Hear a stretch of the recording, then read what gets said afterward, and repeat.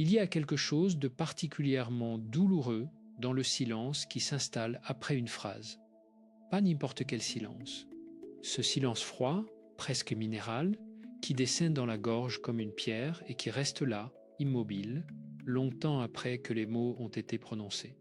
Est-ce que vous connaissez ce silence-là? Est-ce que vous avez déjà senti votre cœur se contracter juste une fraction de seconde parce que quelqu'un que vous aimiez a dit quelque chose qui n'aurait jamais dû être dit? Pas dans la colère aveugle, pas dans la confusion d'un moment égaré, mais avec cette précision chirurgicale qui ne laisse aucun doute sur son intention réelle, avec cette clarté troublante qui vous a fait comprendre instantanément que cette personne savait exactement où vous étiez fragile et qu'elle a choisi, délibérément, d'appuyer là. Christophe André a passé des décennies à observer les êtres humains dans leur intimité la plus vulnérable, à écouter, dans ses cabinets, dans ses groupes de pleine conscience, dans ses écrits, des hommes et des femmes qui portaient des blessures invisibles mais profondes. Et ce qu'il a constaté, encore et encore, c'est que les blessures les plus durables ne viennent presque jamais des étrangers. Elles viennent de ceux qui connaissent notre carte, ceux qui ont appris, au fil du temps et de l'intimité, où se trouvent nos points de rupture, et qui un jour décident de les utiliser. Alors aujourd'hui, il s'agit de parler de quelque chose d'essentiel, de comprendre ce qui s'est passé vraiment, quand une phrase précise est prononcée dans une relation. Pourquoi certaines phrases ne sont pas de simples mots? Pourquoi elles constituent en réalité un acte délibéré de blessure? Et surtout, parce que c'est là où réside la vraie question. Qu'est-ce que l'on fait avec ça? Comment reconnaît-on cette dynamique? Comment y répondons sans s'y perdre? Et peut-on, malgré tout, transformer cette douleur en quelque chose qui rapproche plutôt que ce qui détruit? Dans quelques instants, il sera question d'une histoire. Une histoire qui ressemble peut-être à la vôtre. Et ensuite viendront des clés concrètes, des outils que la psychologie et la pleine conscience offrent pour traverser ce type de blessure sans y laisser son âme ni sa relation. Mais d'abord, prenons le temps de comprendre vraiment ce dont on parle. Imaginez un mardi soir d'octobre.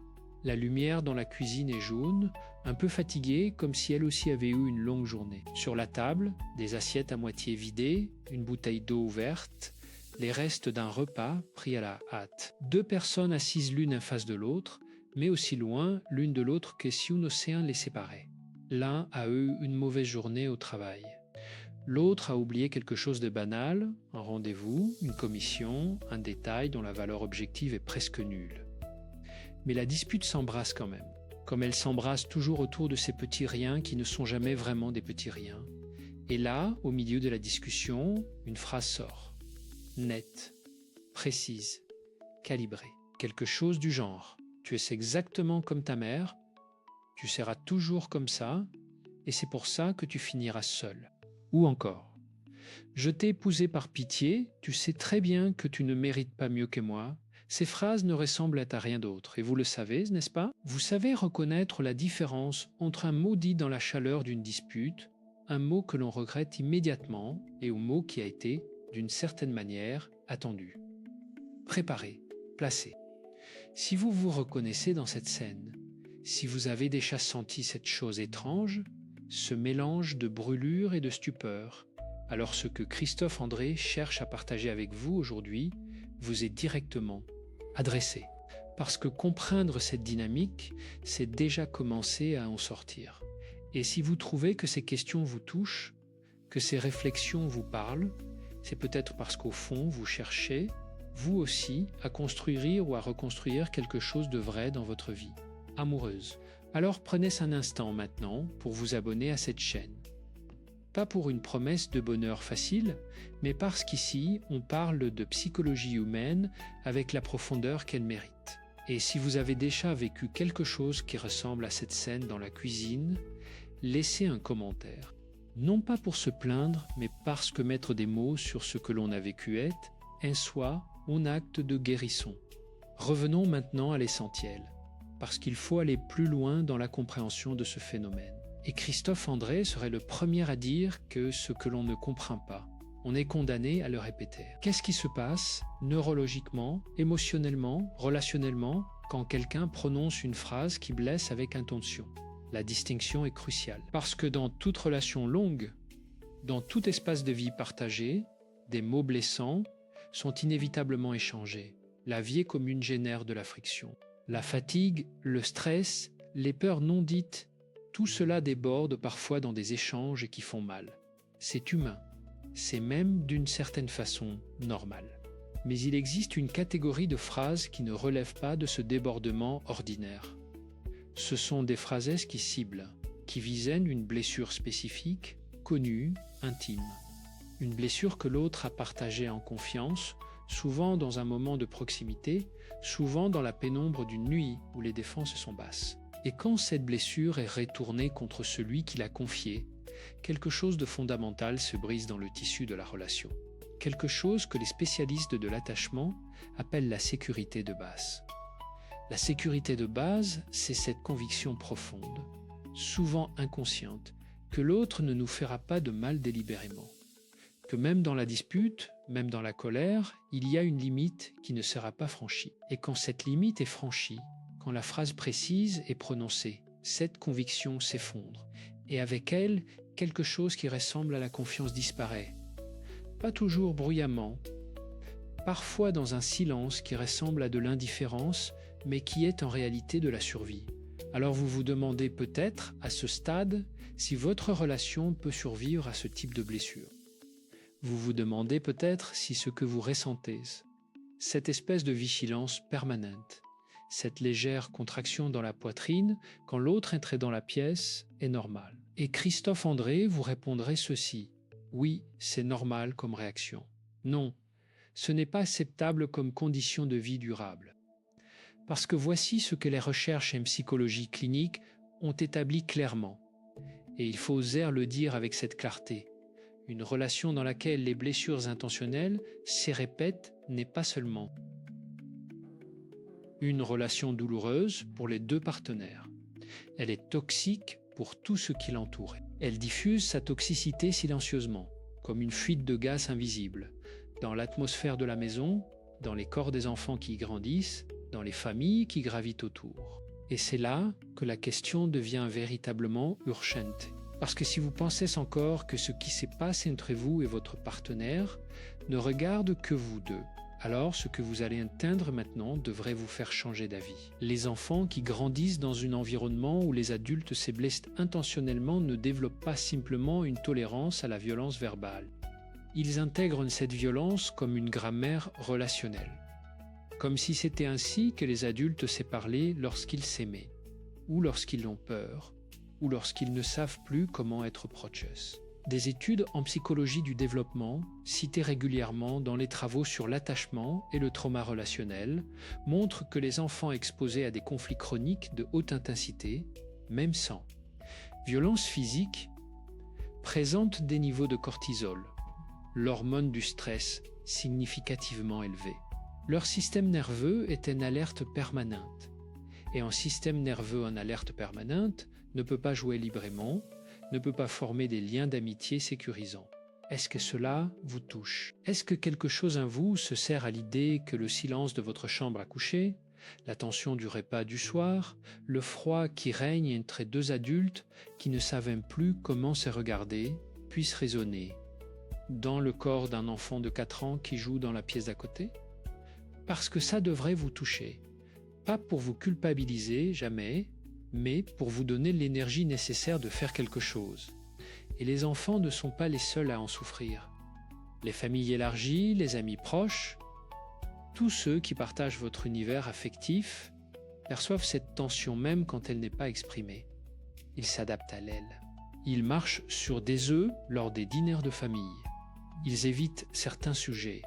Ils apprennent à ne pas poser de questions. Et progressivement, la relation toxique au centre crée une zone de prudence autour d'elle qui appauvrit tout le tissu social de ceux qui vous entourent.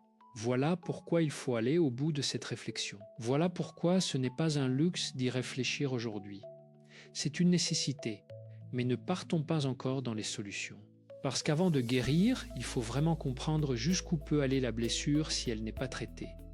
Et ce que Christophe André a observé dans sa pratique clinique est, à ce sourire, profondément instructif. Il arrive un moment dans certaines relations où les blessures intentionnelles répétées produisent ce que l'on pourrait appeler un divorce émotionnel silencieux. Ce moment où les deux partenaires sont encore là, physiquement présents, mais où quelque chose d'essentiel s'est retiré, où la chambre à coucher est devenue une chambre froide, où les repas s'éprennent dans un silence poli et glaçant, où les restes d'affection ont disparu si progressivement que personne ne peut dire exactement quand c'est arrivé. C'est peut-être là où vous êtes en ce moment, ou peut-être que vous sentez que vous vous en approchez. Cette zone étrange où vous n'êtes plus vraiment un couple, mais où vous n'êtes pas non plus séparés, où vous partagez un espace, une logistique, peut-être des enfants, mais plus une vie intérieure commune. Et ce divorce émotionnel silencieux est paradoxalement plus dangereux que la crise ouverte. Parce qu'il est invisible, parce qu'il ne génère pas d'alarme, parce qu'il ressemble à la paix, alors qu'il est, en réalité, l'abandon. L'abandon de soi dans la relation, l'abandon de l'autre, l'abandon de ce que la relation aurait pu être. Les psychologues qui étudient la dynamique des couples ont un terme pour cela. Ils appellent ça la déritualisation affective. La disparition progressive des petits rituels qui font qu'une relation est vivante. Le café du matin partagé en silence mais avec une présence. La main tendue dans un couloir. Le regard qui cherche l'autre pour lui communiquer quelque chose sans mots. Ces micro-moments de connexion qui, accumulés, constituent l'essentiel de ce que les couples heureux font différemment. Pas les grands gestes, pas les vacances extraordinaires, les micro-moments. Et quand ces micro-moments disparaissent, la relation entre dans une zone de désertification affective dont il devient de plus en plus difficile de sortir. Alors posez-vous cette question honnêtement. Quand avez-vous regardé votre partenaire vraiment pour la dernière fois ? Pas pour vérifier quelque chose, pas par habitude, mais pour le voir, lui ou elle, comme vous le voyiez au début. Quand avez-vous touché sa main sans arrière-pensée ? Quand avez-vous ri ensemble d'une chose si petite qu'elle serait incompréhensible pour n'importe qui d'autre ? Si vous avez du mal à vous souvenir, c'est un signal. Pas un signal de mort, attention, un signal d'urgence. Et comme tout signal d'urgence, il appelle à l'action, pas à la résignation. Il y a quelque chose que Christophe André aime rappeler et qui vient de ces années de pratique du mindfulness appliquée aux relations. Il dit que les couples ne meurent pas d'un seul coup, ils meurent par érosion, par l'accumulation silencieuse de toutes les fois où l'on n'a pas dit ce que l'on ressentait vraiment, de toutes les fois où l'on a choisi la paix de surface plutôt que la vérité inconfortable, de toutes les fois où l'on a renoncé à être vu pour éviter d'être blessé. Et cette érosion, si elle n'est pas interrompue, finit par produire exactement la dynamique dont nous parlions au début. Celle où l'un des deux, épuisé, frustré, rempli de rancœur non dite, finit par prononcer la phrase. Cette phrase précise, calibrée, destinée à faire mal, parce que voici ce que personne ne dit jamais assez clairement. La cruauté verbale dans le couple est, dans la grande majorité des cas, le symptôme d'une douleur qui n'a pas trouvé d'autre langage. Ce n'est pas une excuse, ce n'est pas une permission, mais c'est une explication qui change tout parce qu'elle ouvre une porte là où il n'y avait qu'un mur. Dans un instant, nous allons entrer dans le cœur de ce que vous êtes venu chercher ici. Les outils concrets, les pratiques fondées sur la psychologie et la pleine conscience qui peuvent transformer cette dynamique. Mais d'abord, laissez-moi vous raconter l'histoire de Claire. C'était un jeudi de février, juste après dîner, dans un appartement de banlieue où l'odeur du repas réchauffé traînait encore dans l'air. Claire avait 42 ans, 16 ans de mariage, 2 enfants en primaire et un mari qui, depuis 2 ou 3 ans, avait développé l'habitude de lui dire, dans les moments de tension, une phrase qui la paralysait, à chaque fois. Une phrase sur son intelligence, sur sa valeur professionnelle, sur le fait qu'elle n'était rien sans lui. Formulée différemment selon les soirs, mais avec toujours la même intention précise. Celle de la remettre à sa place, de lui rappeler où elle était censée se trouver dans la hiérarchie de leur relation. Claire avait d'abord pensé que c'était sa faute, qu'elle provoquait ces moments. Elle avait passé des mois à hoster son comportement, à arrondir ses angles, à parler moins fort, à prendre moins de place. Mais les phrases continuaient, parce que comme elle l'a compris bien plus tard en thérapie, ce n'était jamais vraiment ce qu'elle faisait qui les déclenchait. C'était ce qu'elle représentait pour lui. Sa force tranquille, son indépendance croissante, sa capacité à exister sans avoir besoin de lui pour être entière. Et ça lui faisait peur. Une peur immense, archaïque, liée à son histoire propre bien avant elle. Ce que Claire a fait à partir du 3e mois de sa thérapie n'a pas été de partir immédiatement. Ça a été quelque chose de beaucoup plus difficile. Elle a appris à ne pas répondre à la phrase avec sa blessure. Elle a appris lentement, laborieusement, avec des rechutes et des matins difficiles, à répondre à la phrase avec une présence à elle-même d'abord, un ancrage dans ce qu'elle ressentait dans son corps, dans sa poitrine, dans ses mains légèrement crispées sur le bord de la table, avant de dire quoi que ce soit. Et ce changement, ce tout petit changement dans la manière dont elle habitait ces moments, a progressivement modifié la dynamique entre eux. Pas parce qu'elle avait trouvé la bonne réplique, mais parce qu'elle avait cessé de jouer le rôle que la dynamique toxique lui assignait. Elle avait refusé de prendre sa place dans la chorégraphie de la blessure. Est-ce que ça a tout réparé du jour au lendemain? Non. Christophe André ne vous promettra jamais ça. Les relations humaines sont trop complexes, trop chargées d'histoire, pour se réparer en quelques séances ou en quelques semaines. Mais quelque chose a commencé à changer. Et c'est ce quelque chose qui importe, parce que tout voyage commence par un premier pas. Et parfois, le premier pas le plus courageux n'est pas de partir. C'est de choisir de rester autrement. Ce que cette histoire illustre, c'est un principe fondamental que Christophe André place au cœur de sa vision des relations saines. Il appelle ça la réponse consciente par opposition à la réaction automatique. Et c'est l'une des premières choses que vous pouvez commencer à pratiquer dès aujourd'hui, dès ce soir, dès la prochaine conversation qui risque de déraper. Voici comment cela fonctionne concrètement. Quand une phrase blessante est prononcée, votre système nerveux réagit avant même que votre conscience ait eu le temps d'intervenir. C'est une réaction de survie. En fraction de secondes, le cerveau évalue la menace et déclenche l'une des 3 réponses classiques que les neurosciences décrivent très bien: l'attaque, la fuite ou le shell. L'attaque, c'est quand vous répondez avec une phrase tout aussi blessante, escaladant la dispute.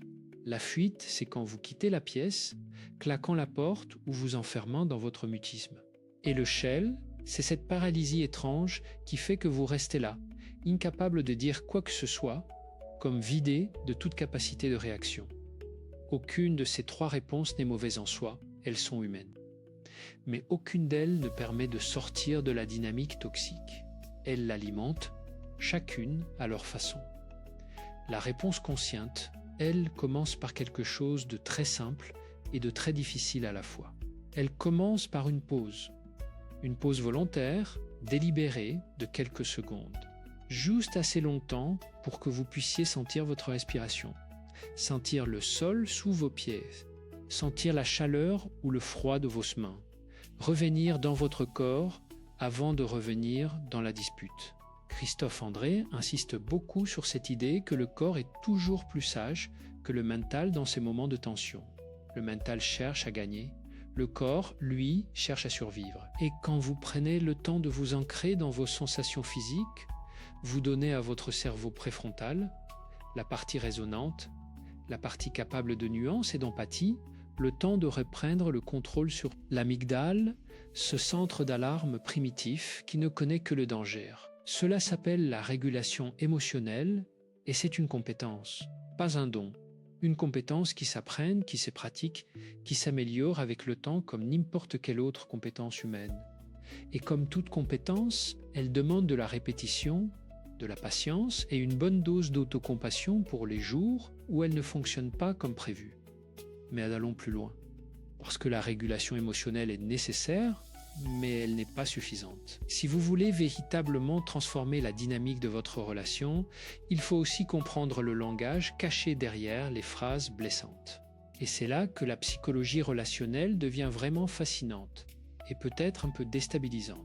Quand quelqu'un prononce une phrase dont l'intention est de blesser, il exprime en réalité quelque chose qu'il ne sait pas exprimer autrement. Une peur, un besoin, une blessure ancienne qui s'est réactivée dans le contexte de la relation actuelle. Ce n'est pas une excuse, il faut le répéter. La douleur causée est réelle et légitime. Mais comprendre l'origine de cette dynamique permet de ne pas se laisser définir par elle, de ne pas laisser la phrase la plus cruelle devenir la vérité sur qui vous êtes. Il y a une image que Christophe André utilise parfois pour expliquer cela. Il dit que les couples qui se blessent intentionnellement ressemblent souvent à deux personnes qui se nouaient en même temps et qui, au lieu de s'aider mutuellement à remonter à la surface, se servent de l'autre comme d'un appui pour pousser vers le bas. Non pas par méchanceté fondamentale, mais parce que la panique de se noyer est si intense qu'elle efface toute autre conscience, et cette image, aussi inconfortable qu'elle soit, ouvre une question importante. Qui se noie dans votre relation? Est-ce que c'est vous? Est-ce que c'est votre partenaire? Est-ce que vous vous noyez tous les deux, chacun dans votre propre peur, sans pouvoir vous voir vraiment l'un l'autre? Parce que la réponse à cette question change tout. Si vous pouvez voir que l'autre se noie, même si sa panique vous blesse, alors quelque chose de l'ordre de la compassion devient possible. Et la compassion, même petite, même fragile, est la seule chose qui puisse interrompre la spirale de la blessure réciproque. Voici maintenant 3 pratiques concrètes que la psychologie et la pleine conscience recommandent pour reconstruire la connexion dans une relation blessée. 3 pratiques simples et en apparence, profondes dans leur effet. La première pratique, Christophe André l'appelle le rituel de reconnexion quotidienne. C'est une pratique qui prend 5 minutes par jour, pas plus, et qui consiste à créer un moment de contact réel entre les deux partenaires, en dehors de toute logistique, de toute organisation pratique, de tout ce qui constitue la vie administrative du couple. 5 minutes pendant lesquelles vous vous asseyez l'un en face de l'autre, sans téléphone, sans télévision, sans enfants réclamant votre attention, et pendant lesquelles vous vous posez mutuellement une seule question. Pas une question de reproche, pas une question de bilan, mais une question ouverte et simple. Quelque chose comme « Qu'est-ce qui t'a touché aujourd'hui ?» ou « Qu'est-ce dont tu aurais eu besoin aujourd'hui et que tu n'as pas eu ?»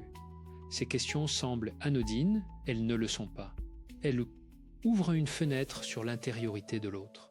Elles signalent à votre partenaire que vous vous intéressez à son monde intérieur, pas seulement à ses fonctions dans la vie commune. Et cela, progressivement, reconstruit ce tissu de confiance que les blessures répétées ont effiloché. Des études menées par le psychologue John Gottman, l'un des chercheurs les plus cités au monde sur la psychologie des couples, montrent que les couples qui maintiennent ces micro-moments de connexion quotidienne, même pendant les périodes de tension, ont des taux de séparation significativement plus bas et des niveaux de satisfaction relationnelle significativement plus élevés. Non pas parce que ces moments résolvent les problèmes, mais parce qu'ils maintiennent ouverte la porte entre les deux mondes intérieurs.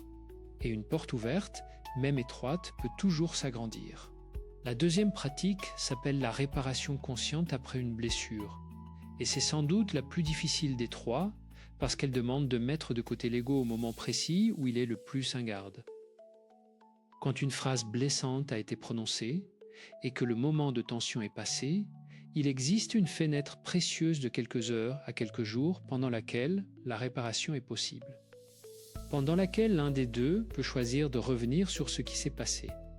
Non pas pour avoir raison, non pas pour établir qui était responsable de quoi, mais pour dire simplement « Je sais que ça a fait mal. Et je voudrais comprendre comment ça a fait mal. Remarquez la différence. Ce n'est pas « Je suis désolé si tu as été blessé », cette formulation qui rejette subtilement la responsabilité sur la sensibilité de l'autre. C'est « Je sais que ça a fait mal ». C'est une reconnaissance. Et la reconnaissance, dans la psychologie de la réparation relationnelle, a un pouvoir que les excuses en bonne et douée forme n'ont souvent pas, parce que les excuses peuvent être mécaniques, automatiques, vidées de sens, à force d'être répétées. La reconnaissance, elle, demande de voir vraiment l'autre dans sa douleur. Être vu dans sa douleur est l'une des expériences les plus guérissantes que l'être humain puisse vivre.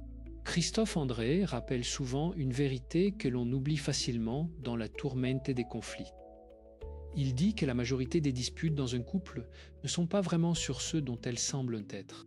Elles ne sont pas sur la vaisselle non faite, sur le retard au dîner, sur l'oubli d'un anniversaire. Elles sont sur la peur de ne pas compter, sur la peur de ne pas être vues, sur la peur de ne pas être suffisant. Et quand vous comprenez ça, quand vous pouvez vous dire, même dans la chaleur d'une dispute, que ce que l'autre exprime sous sa colère, c'est une forme de peur, alors quelque chose change dans votre façon de répondre. La troisième pratique est peut-être la plus simple à décrire et la plus transformatrice dans ses effets à long terme. C'est ce que Christophe André appelle la pratique du regard intentionnel. Et elle consiste littéralement à regarder votre partenaire.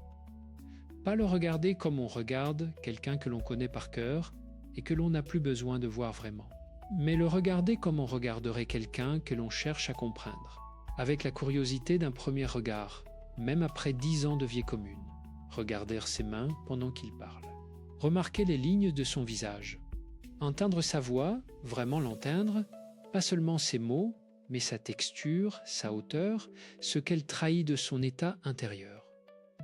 Cette pratique s'enracine dans la philosophie de la pleine conscience, qui dit que la présence totale à l'autre est en soi une forme d'amour, que l'acte d'être vraiment là, vraiment attentif, vraiment disponible, communique quelque chose que les mots ne peuvent pas toujours exprimer. Et inversement, que l'absence, la demi-présence, le regard qui passe à travers l'autre sans le voir, communique un message dévastateur qui s'accumule silencieusement au fil des années. Vous pensez peut-être que tout cela est beau en théorie, mais que vous n'en êtes peut-être plus là, que les blessures sont trop profondes, que la distance est trop installée, que les mots prononcés ne peuvent pas être effacés. Et Christophe André comprend cette pensée. Il ne la balaye pas, il la respecte. Mais il vous posera cette question. Est-ce que vous êtes certain que c'est irréparable? Est-ce que vous avez vraiment essayé, non pas de changer l'autre, mais de vous changer vous-même dans la relation? Parce que c'est là que réside le seul levier réel que vous ayez. Vous ne pouvez pas forcer votre partenaire à être différent. Vous ne pouvez pas décider de sa transformation, mais vous pouvez décider de la vôtre. Et dans un système relationnel, quand l'un des deux change, vraiment, le système entier change.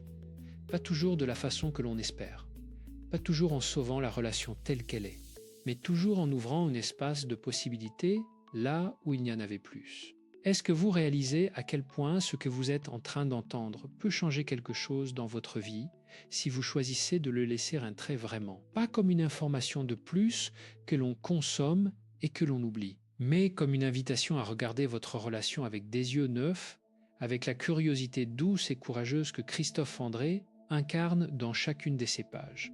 Parlons maintenant de quelque chose que l'on n'aborde pas assez souvent dans les discours sur les relations saines.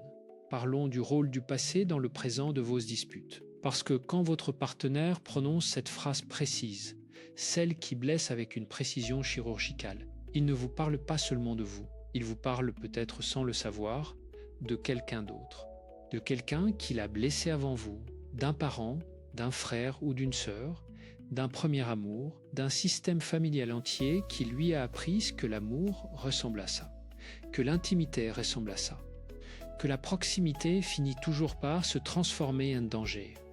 La psychologie de l'attachement, développée initialement par John Bowlby et enrichie depuis par des décennies de recherche, nous dit que les schémas relationnels que nous développons dans l'enfance deviennent des templates, des modèles internes, à travers lesquels nous filtrons toutes nos expériences amoureuses à l'âge adulte. Les personnes qui ont grandi dans un environnement où l'amour était conditionnel, où la présence des figures d'attachement était imprévisible, où les disputes ressemblaient à des catastrophes, ces personnes portent elles une carte relationnelle qui les prédispose à certaines dynamiques. Et sans travail conscient sur cette carte, elles la reproduisent. Pas par masochisme, pas par manque d'intelligence, mais parce que le cerveau humain préfère le connu à l'inconnu, même quand le connu est douloureux. C'est pourquoi Christophe André insiste tant sur l'importance de comprendre son histoire d'attachement. Pas pour excuser les comportements présents, pas pour se perdre dans une exploration sans fin du passé, mais pour pouvoir se dire, dans un moment de dispute intense, est-ce que je réagis vraiment à ce que mon partenaire vient de dire? Ou est-ce que je réagis à tout ce que cette phrase réactive en moi de bien plus ancien? Cette question, aussi simple qu'elle paraisse, est révolutionnaire dans son effet pratique. Parce qu'elle crée une distance entre le stimulus et la réponse. Et dans cette distance, comme le disait Viktor Frankl, réside notre liberté fondamentale. Voici un exercice très concret que vous pouvez faire ce soir, seul, dans le calme.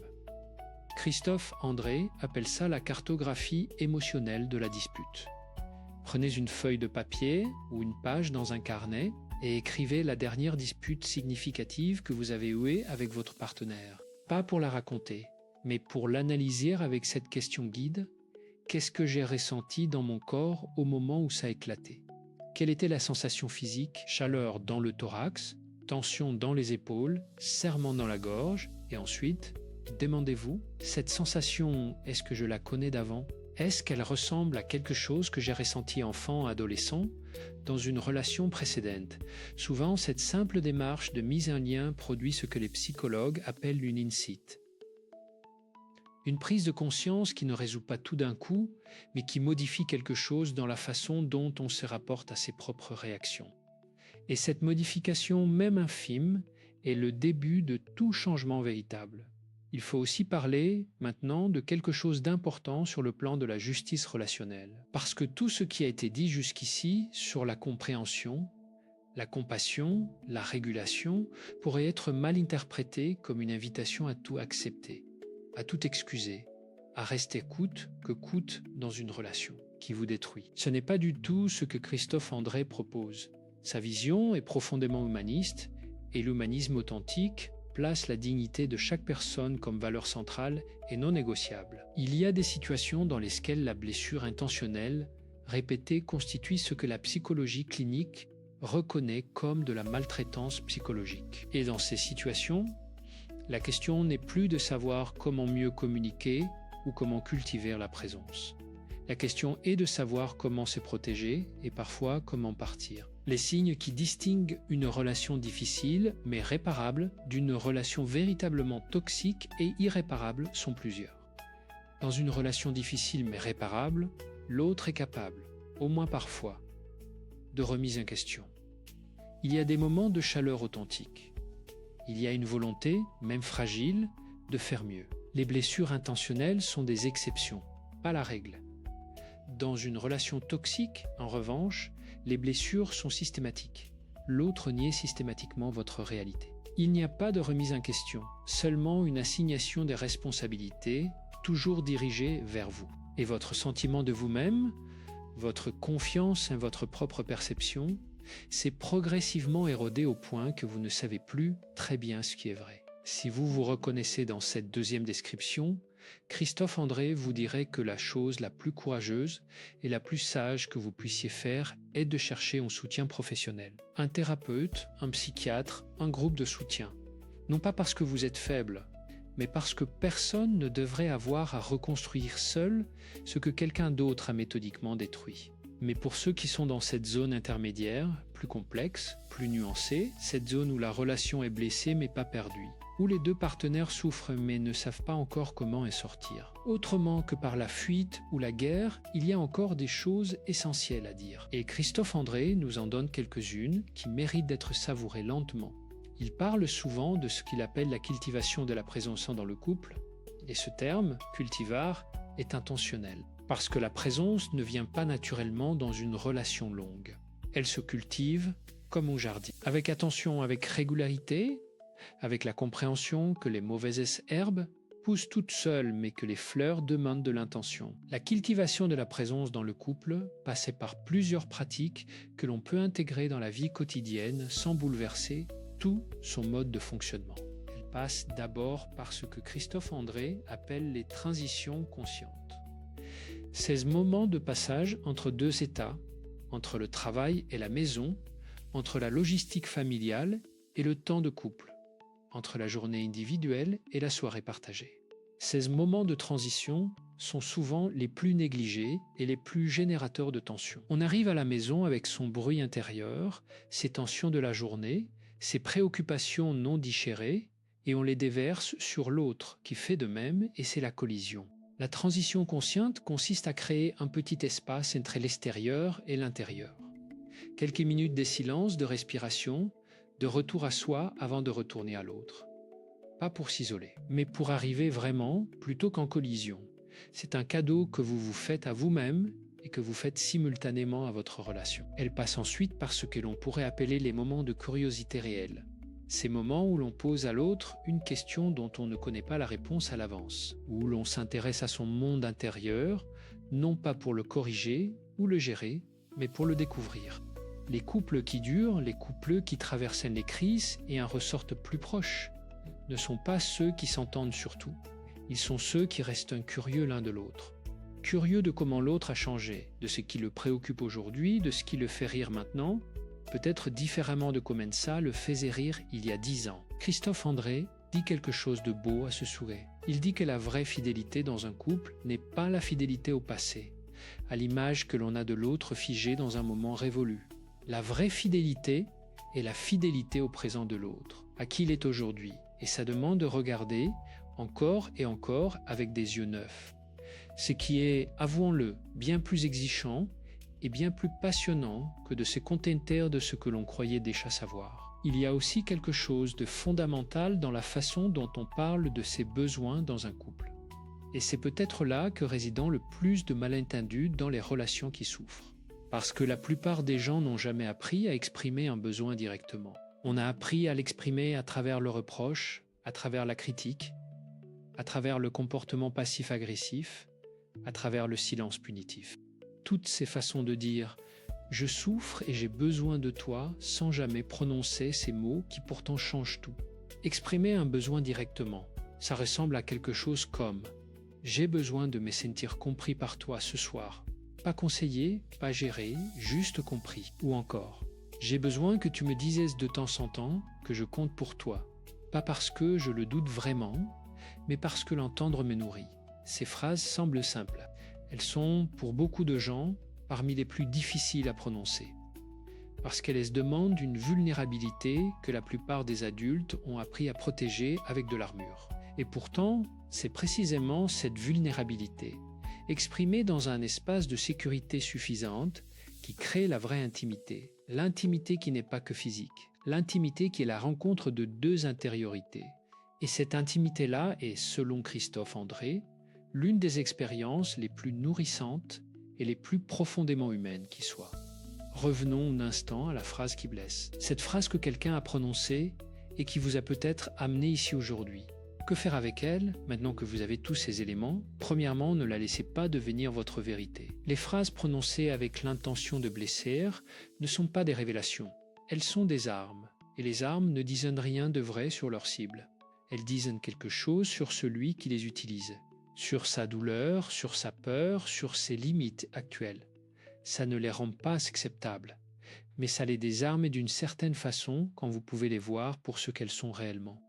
Deuxièmement, nommez ce qui s'est passé. Pas dans la dispute. Après, dans le calme, avec une phrase simple et directe. Quand tu as dit ça, je me suis senti blessé. Je veux qu'on comprenne ensemble pourquoi ça arrive, non pas pour établir un tribunal, mais pour ouvrir une conversation qui n'a peut-être jamais eu lieu. Troisièmement, demandez-vous honnêtement si vous avez vous aussi prononcé ce type de phrase. Parce que dans la grande majorité des relations qui souffrent, les deux partenaires ont, à un moment ou à un autre, utilisé les mots comme des armes. Et reconnaître sa propre part dans la dynamique n'est pas une faiblesse. C'est la condition nécessaire de toute transformation authentique. Il y a quelque chose que Christophe André rappelle souvent avec une douce ironie. Il dit que les couples qui se disputent en pensant chacun avoir 100% raison ont en réalité ensemble 200% d'incompréhension mutuelle. Ce qui est, si l'on y réfléchit, un gaspillage assez colossal d'énergie. La vérité relationnelle est presque toujours quelque part entre les deux récits. Entre la façon dont vous avez vécu la situation et la façon dont votre partenaire l'a vécu. Et trouver ce terrain partagé, cette zone de vérité commune, c'est l'un des actes les plus mûrs et les plus courageux que deux êtres humains puissent accomplir ensemble. Maintenant, une question qui mérite d'être posée directement. Est-ce qu'il est vraiment possible de guérir une relation après des blessures intentionnelles répétées? Est-ce que la confiance peut vraiment se reconstruire une fois qu'elle a été trahie de cette façon précise et délibérée? La réponse honnête est oui, parfois, pas toujours, et pas sans travail réel des deux côtés, mais oui parfois. Et Christophe André, en a été témoin dans sa pratique clinique. Des couples qui semblaient arriver au bout, qui portaient des blessures si profondes qu'il était difficile d'imaginer qu'ils puissent encore se regarder sans douleur, et qui, à travers un travail de thérapie de couple, un engagement personnel de chacun, ont réussi à construire quelque chose de nouveau. Pas de retrouver ce qu'ils avaient avant, car ce qu'ils avaient avant contenait déjà les graines de la crise, mais de construire quelque chose de différent, de plus honnête, de plus ancré dans la réalité de qui ils étaient vraiment l'un et l'autre.